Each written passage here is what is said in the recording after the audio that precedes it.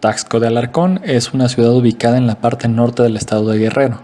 El nombre proviene de los vocablos náhuatl tlacti y co, que podrían traducirse como juego de pelota y lugar, dando como resultado que esto sea el lugar donde se juega el juego de pelota o lugar del juego de pelota.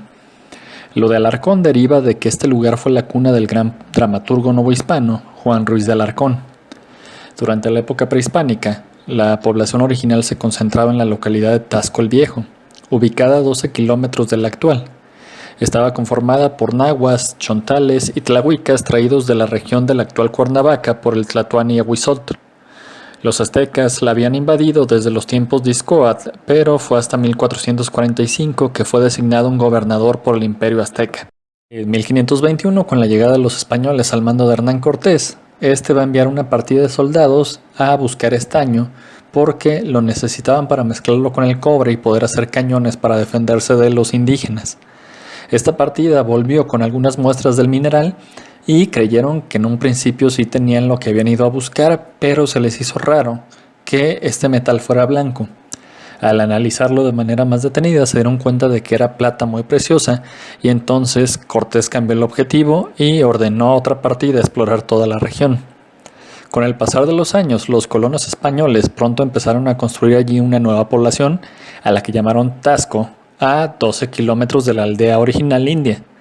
Se descubrieron vetas de plata en 1534, pero durante 200 años este lugar siguió siendo solo una población insignificante en el camino real. Esto no significaba que algunos españoles no tuvieran visión, como fue el caso de los hermanos Francisco y José de la Borde, que hicieron una fortuna enorme en plata. Ya hablando de la independencia de México, José María Morelos dio órdenes a Hermenegildo Galeana para que tomase la plaza, la cual se convirtió en un sitio importante para ambos bandos, ya que sacaban el recurso.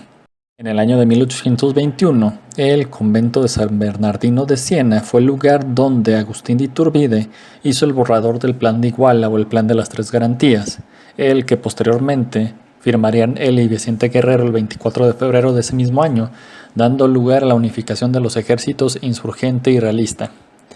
En la actualidad, pues Taxco es una ciudad profundamente católica. Muestra de ello es que sus principales joyas arquitectónicas son iglesias y parroquias, y lo que es la Semana Santa constituye su celebración principal.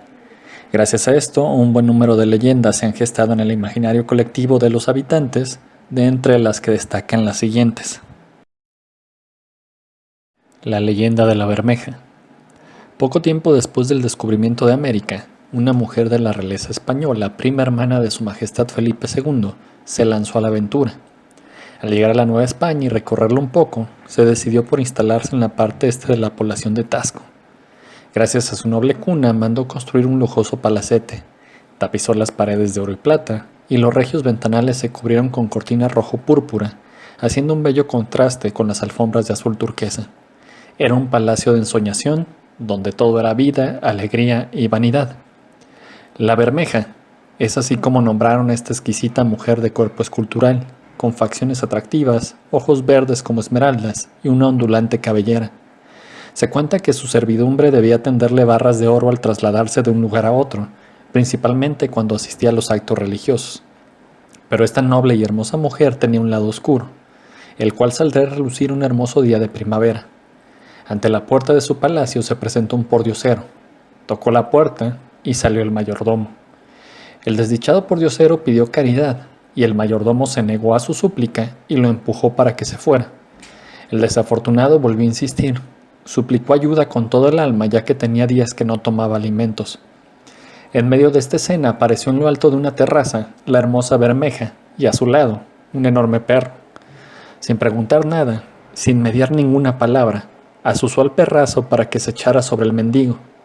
En medio del ataque, protegiéndose como pudo y con los ojos arrasados en lágrimas, el pobre hombre pidió que parara y en vez de ayudarle, la Bermeja prorrumpió en crueles y burlescas carcajadas.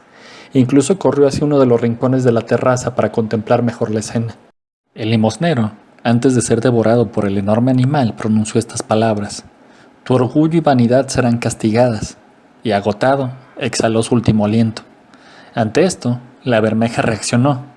Por un instante se quedó estupefacta contemplando el cuerpo inerte de su víctima. De pronto, comenzó un temblor. La tierra se movía violentamente y se abrió ante sus ojos. Su palacio hecho de cristal, plata y oro, su mayor orgullo en este mundo, comenzó a hundirse. La mujer histérica comenzó a correr de un lado a otro sobre la terraza. Pidió clemencia a Dios, gritó desesperada con sus manos levantadas al cielo, pero la sentencia ya había sido dictada. Su casa desapareció, y la hermosa mujer se convirtió en piedra en aquel rincón en donde la vanidosa y cruel Bermeja cometió su pecado. Lo único que quedó de ella en este mundo no fue su suntuosa mansión, sino su figura pétrea y algunas huellas marcadas en el cerro que actualmente lleva su nombre y que se pueden contemplar al visitarlo. El Cristo del Santo Entierro. Cuenta la leyenda que en el entonces convento de San Bernardino de Siena, una noche clara y cálida de primavera, los frailes dormían tranquilamente después de un día de arduas labores. De repente, una serie de golpes dados con suma desesperación en la puerta del convento interrumpieron la quietud de la noche. Creyendo que era algún caso de urgencia en donde un feligrés necesitara de ayuda espiritual, ellos se levantaron presurosos. Pero se sorprendieron mucho al abrir la puerta y no encontrar una persona en el umbral. Solamente estaba una mula que cargaba con un voluminoso bulto. Intuyendo que el dueño debía estar cerca, recorrieron las inmediaciones sin éxito, así que finalmente decidieron proteger al animal por esa noche y lo introdujeron al patio del convento. Una vez hecho esto, se dispusieron a regresar a sus celdas para continuar con su reposo, esperando que el día siguiente se presentara el dueño a reclamar su animal y su carga. A la mañana siguiente, el religioso encargado de la puerta decidió llevar un poco de alfalfa y agua a la mula, pero al llegar al patio se asombró al percatarse de que el animal había desaparecido. Inmediatamente corrió a dar aviso al superior, quien fue a ver qué ocurría. No podían explicar de ninguna manera cómo la mula pudo haber salido si todo se encontraba cerrado. Así que solamente les quedó resguardar la carga, que era lo único que quedaba, con la esperanza de que el dueño fuera por ella. Pasaron los días y ninguna persona se presentó en el convento para reclamar el bulto, con lo que los frailes comenzaron a impacientarse y finalmente acordaron abrirlo para saber qué es lo que contenía. Procedieron a hacerlo cuidadosamente y se llevaron una gran sorpresa al observar que el paquete guardaba un Cristo crucificado. Era una bella escultura con goznes que le permitían mover los brazos, hombros, rodilla y cuello. Los religiosos vieron en esto un milagro, ya que solo faltaba una semana para la celebración de la Semana Santa, y esta imagen fue utilizada en la celebración de la Crucifixión y Santo Entierro. Terminadas las fiestas, los frailes procedieron a hacer una investigación con las autoridades para saber si alguna caravana hubiera pasado por el lugar y que hubieran reportado que una mula con una escultura se hubiera desviado. Pero no se encontró nada, por lo que todo terminó por ser considerado un auténtico milagro. Esta imagen es actualmente muy venerada y se encuentra en el sitio donde llegó, el convento de San Bernardino.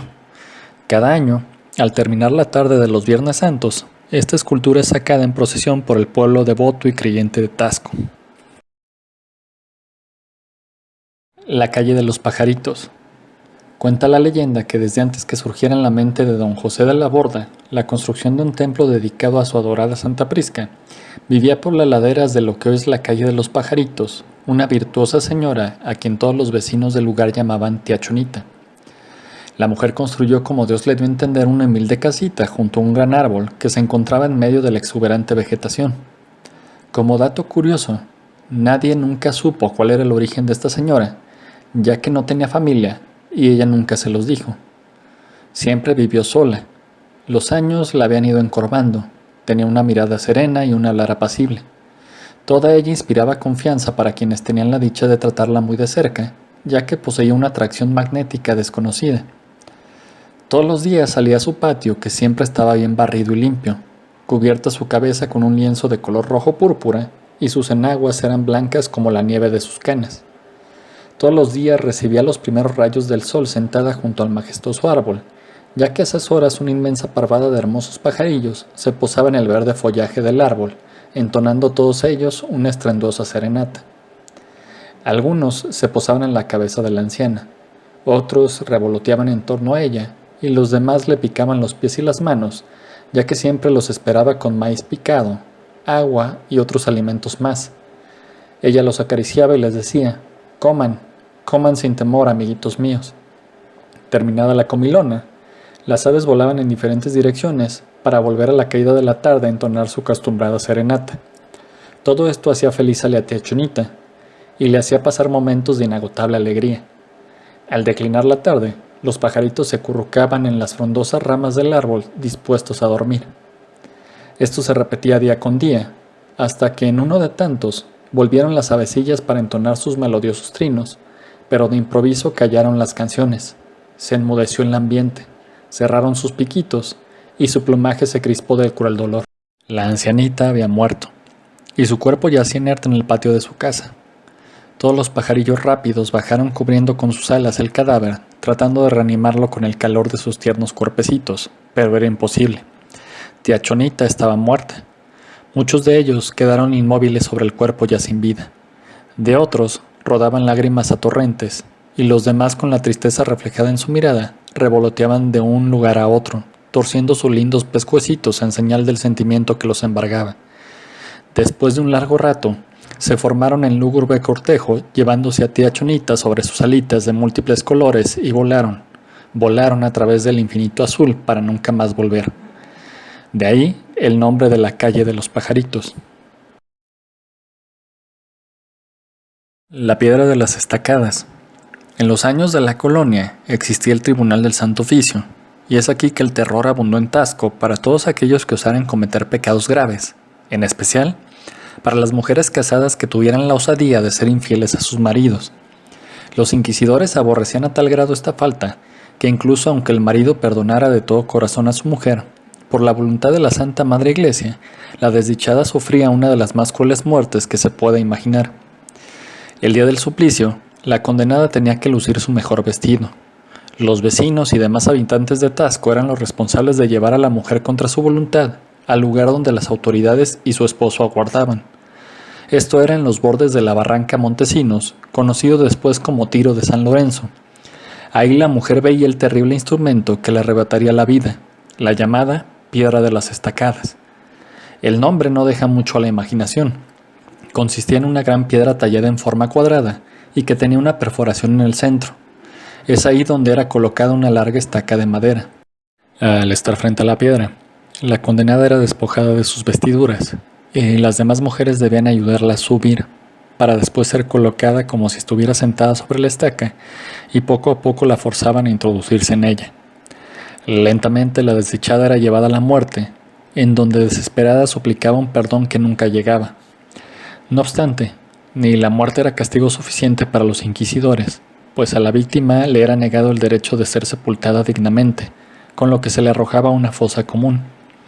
Actualmente esta piedra está en el Museo del Arte Virreinal de Taxco, donde muchos visitantes la observan con sensaciones mezcladas que van desde el morbo hasta el repudio. Además, muchos investigadores de lo paranormal y empleados del sitio aseveran que del objeto se emana una actividad extraña. Dicen que durante la noche se pueden escuchar lamentos de mujeres, ruidos y se observan siluetas que deambulan por el lugar.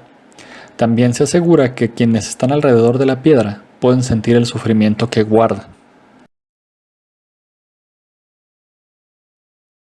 El Puente del Diablo. Se cuenta que hace cientos de años, cuando los primeros misioneros estaban evangelizando a los naturales, en uno de los vericuetos de las barrancas de Taxco vivía un matrimonio indígena. Era una pareja bastante humilde que tenía 5 hijos, y si bien respetaban mucho la tradición de sus ancestros, habían abrazado la nueva fe, tanto así que bautizaron a su descendencia. El mayor de ellos tuvo por nuevo nombre Juan, quien al momento de este suceso contaba con 17 años. Edad perfecta para que su corazón fuera robado por los encantos femeninos. La responsable de que esto pasara fue una doncella de piel bronceada por el sol y además hacendosa y responsable de los quehaceres domésticos. Ambos se habían conocido a pesar de que vivían en lados opuestos de la barranca y en poco tiempo quedaron prendados el uno del otro. Como era usual en esa época, por temor a sus padres, el romance se desarrolló en medio del más riguroso sigilo. Es así que cada noche, cobijado por la oscuridad, el joven enamorado tenía que atravesar la barranca para reunirse con su amada. El trayecto era lento, tenso, cuidadoso, mientras Juan pisaba cada una de las piedras para no sufrir una caída fatal. A pesar de los altos riesgos que debía sortear, Todo se borraba de la mente de él al llegar al lugar de encuentro y disfrutar de aquellos momentos en donde se decían cosas bonitas y se demostraban su amor con caricias. Pasó el tiempo, y en una de sus tantas travesías, al borde mismo del barranco por donde él cruzaba, vio sentado sobre una piedra un apuesto mancebo, vestido a la usanza de la época. El extraño al verlo venir, se levantó rápidamente y lo saludó por su nombre. Impresionado, Juan le preguntó quién era y cómo podía saber cómo se llamaba. El desconocido contestó cortésmente que quería ser su amigo y para demostrarlo lo ayudaría a pasar aquella barranca oscura y peligrosa. Asombrado, Juan volvió a inquirir cómo podría ayudarlo, a lo que el extraño respondió que él era poderoso y que construiría un puente para que ambos pasaran sin ningún problema el peligroso paso. Al escuchar aquello, Juan quiso esbozar una sonrisa, pero en ese mismo momento apareció ante sus ojos el puente que se le había prometido. El mancebo tomó del brazo a Juan y comenzaron a cruzar. Al llegar al otro lado del despeñadero, el misterioso personaje le dijo que lo esperaría hasta que regresara para cruzar de regreso juntos. Aturdido, el enamorado se dirigió al lugar de encuentro y vio a su amada, pero siguió nervioso e inquieto por lo que acababa de presenciar. Su corazón daba vuelcos acusado por una incertidumbre que lo oprimía. No pudo soportar lo que sentía y despidiéndose más pronto de lo habitual de su novia, dirigió sus pasos hacia el puente. Al llegar, vio que sentado lo esperaba el extraño joven. De manera atenta saludó a Juan y le reiteró que lo había escogido como amigo y que quería seguir ayudándolo, cosa que era gustoso, pero que a cambio necesitaba de él un pago, el cual consistía en que el primer hijo que tuviera se lo diera en cuerpo y alma. Al escuchar tales palabras, Juan se estremeció. El sujeto le aseguró que no debía estar asustado, que todo esto le beneficiaría. Siguió tranquilizándolo y le propuso cerrar el compromiso con un fraternal abrazo, ya que sabía que Juan no sabía escribir y por ende no podía firmar el pacto con sangre. En ese instante, el asustado Juan comprendió que tenía al mismísimo diablo delante de él, y a pesar de que temblaba de pies a cabeza, recordó lo que los misioneros le habían enseñado y como pudo comenzó a santiguarse. Milagrosamente en ese momento, el apuesto mancebo desapareció entre las sombras del peñasco. Al mismo tiempo, se escuchó un fuerte crujido y el puente se derrumbó hacia el abismo. Y ahí, completamente solo, quedó Juan, respirando el aire impregnado de azufre. Solamente él y el barranco fueron testigos de lo sucedido esa noche. Actualmente en ese sitio se encuentra el hermoso puente de Navarro, que se erige como recordatorio de la leyenda del lugar.